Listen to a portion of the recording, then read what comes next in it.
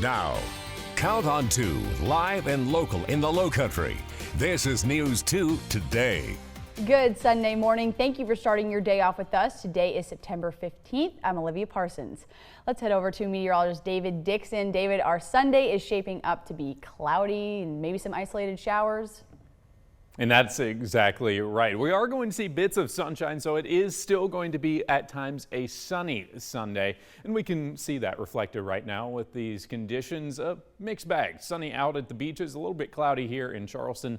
Everyone in the 70s, upper 70s for Charleston as well as Folly. And that's exactly where we're sitting for your Sunday brunchcast as we head into the breakfast time. As we head a little bit closer to those lunchtime periods of brunch, we're going to be warming up into the 80s. The upper 80s is to be expected for this afternoon for most areas except the beaches. The beaches and just along the coast also has the higher chance to see those isolated showers with maybe even a rumble of thunder here and there. In a pattern very similar to what we saw yesterday with a breeze coming in from the northeast around 10 to 15 miles per hour. I'll take a closer look at those rain showers in our future track in our next forecast. I'll also take a closer look at Humberto, but here's really the rundown of what's new. It will likely strengthen to a hurricane later today, but that forecast track is staying still well offshore, so no direct impacts for us in the southeast. In fact, the only impact is riptides and rough surf, and we'll be taking a look at that as well in your forecast in the next 10 minutes. News 2 is your local election headquarters. Today, Democratic presidential candidate Bernie Sanders will speak at the College of Charleston's Bully Pulpit series. This is happening at the Johnson Center Gymnasium at 30 George Street. The program begins at 6. This event is free and open to the public. Tickets are not required. The mission of the Bully Pulpit series is to promote and create political participation throughout the College of Charleston's community by providing a platform for dialogue with some of our nation's leaders.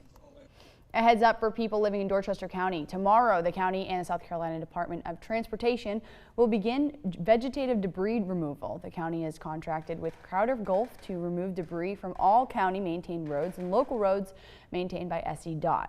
Residents should have all debris curbside in one pile by 8 a.m. Monday. Debris will not be collected from private roads.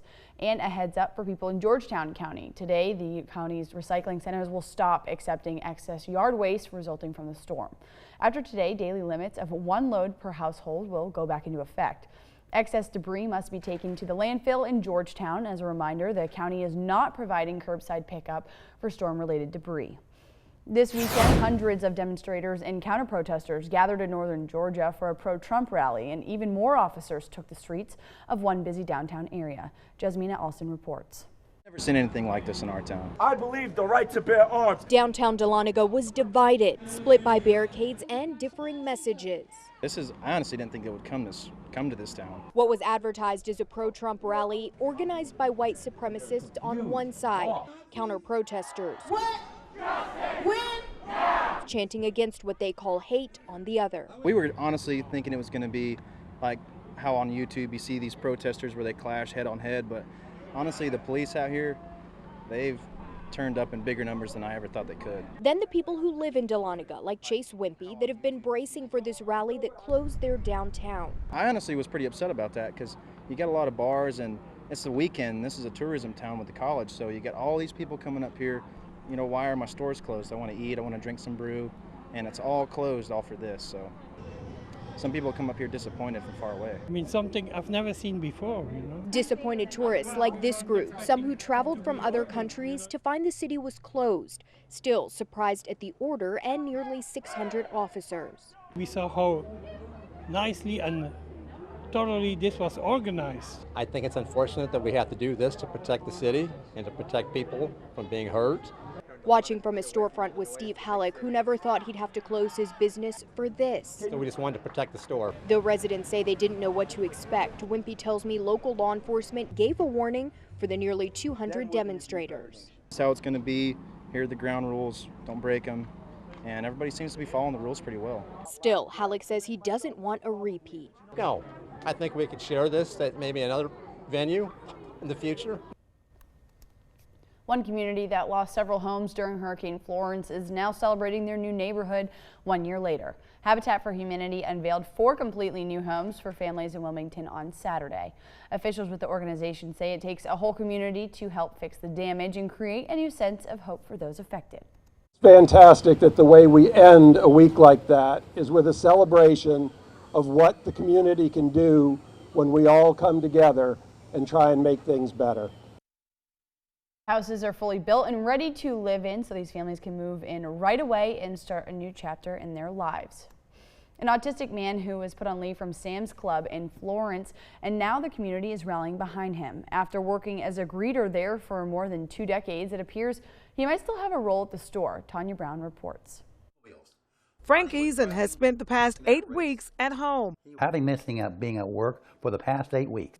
Frank is autistic and was a greeter for more than 20 years at the Sam's Club in Florence. They laid me off without any pay. He tells me he was laid off back in July after more than 20 years on the job.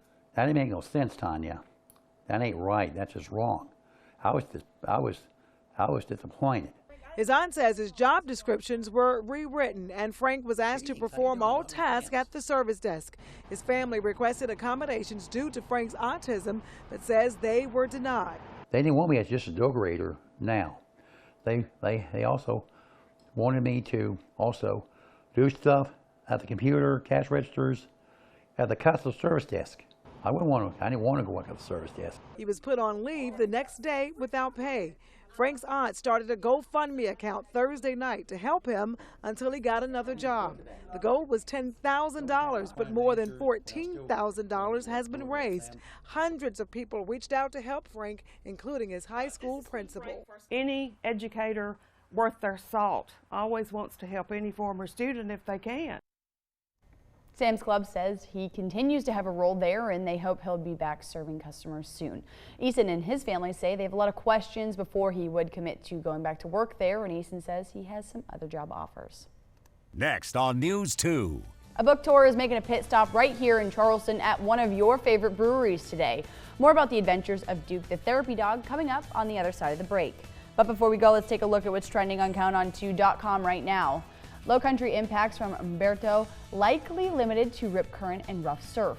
Plus, the Charleston Miracle League cleans the field of debris left behind by Hurricane Dorian. And this weekend, thousands came out to Riverfront Park for a walk to end Alzheimer's. Stay in the know on the go with the News 2 app, sponsored by Wired Installations.